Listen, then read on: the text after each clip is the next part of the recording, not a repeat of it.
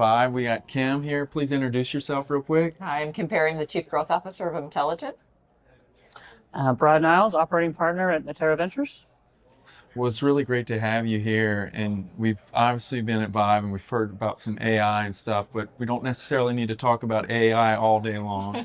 But I'm glad you're here, and I'd love to hear a little more about what you're doing at your company. And so glad you're here. Yeah, well, thank you. So Emtelligent, we're a software company. We exclusively focus on structuring the unstructured data in medical records for a lot of different use cases. In terms of what I'm seeing at VIVE and what I'm hearing on the floor, I would actually reflect back in the last couple of years. I would suggest 2023, which is our first year of commercialization, what we found, it was a year of education. So a lot of interest, a lot of conversations, but still learning about the applicability, the potential use cases.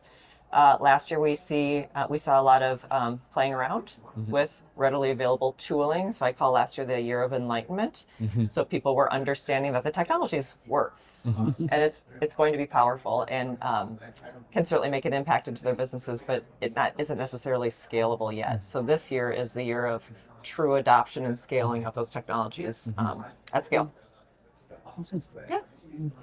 And do you want to share some of the areas that you guys are seeing some interest with user cases, like some excitement? Yeah, so we are applicable to any use case using clinical data. So in the ecosystem, the payers are very interested in inserting clinical data into their workflows for risk adjustment purposes, for payment integrity, for prior authorization, care management, those types of kind of use cases. On the provider side, we're seeing the need for just general analytics. Now that the medical records are digital, people are asking questions of the data, and they realize they need analytics tools to be able to answer some of those questions. We also see tremendous amount of applicability to provider productivity. So there's a lot of provider burnout. So how can we give the providers tools to better do their jobs? And then finally, research. Within life sciences, we certainly see applicability with clinical trials and real-world evidence and data. So, Brad, you're in this space with science, cancer treatment. What do you? Any thoughts? Yeah, no, I think this is a really interesting point to bring up because a number of our portfolio companies are dealing with this question right now. They're creating a ton of data. They're also moving forward in terms of therapeutic development. And are looking for that kind of the next stage in their growth in terms of clinical trials. Patient selection is a huge bottleneck, and so any sort of service that helps in that, I think, can go a long way. Certainly our portfolio companies, but the whole world out there as well. Yeah. So really excited to kind of learn about this, know this exists, and kind of dig in and learn more. Yeah.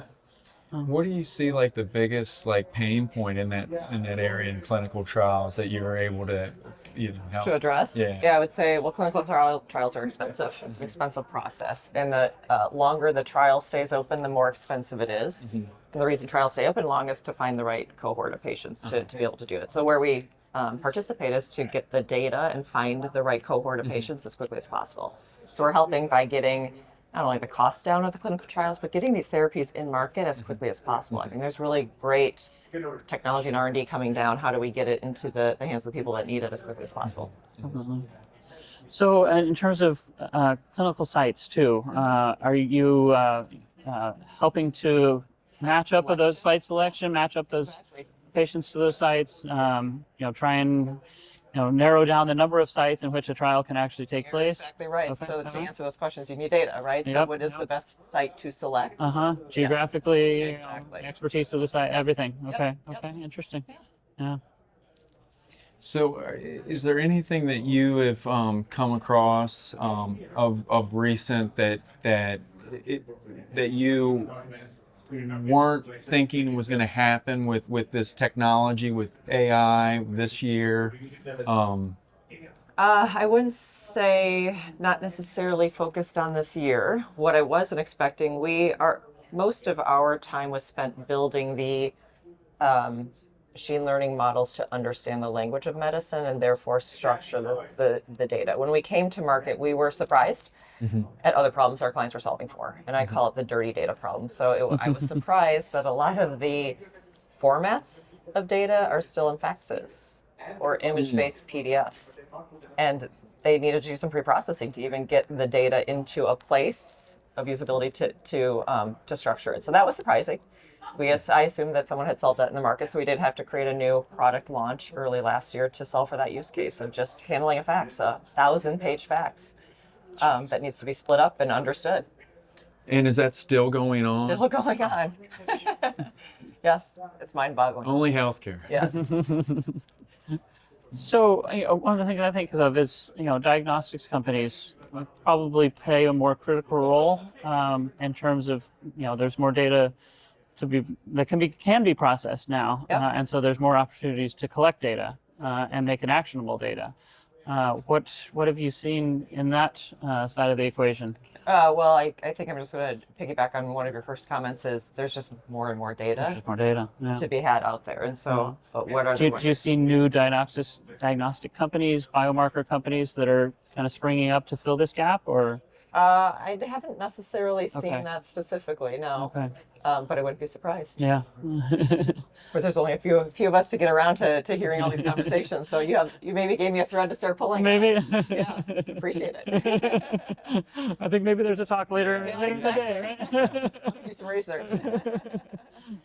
So that would be interesting. Not only do we need faxes to be done with, but we need the diagnostic companies to step in and help all this data. I mean, it's like these new ecosystems that To provide value as a diagnostic, Yeah. right? More than just Some more diagnostics, Exactly. just more data creation. How do you take that data and use it downstream? Tell us about how this fits into the EHR. That's a good question. So the EHR, I think, is obviously a provider tool. Providers are burdened with just a lot on the plate. So documentation has been top of mind for easing the burden of the providers. So you've seen a lot of ambient listening technology taking off, which is really listening to the conversation between a patient and a provider, summarizing it and putting it into the EMR.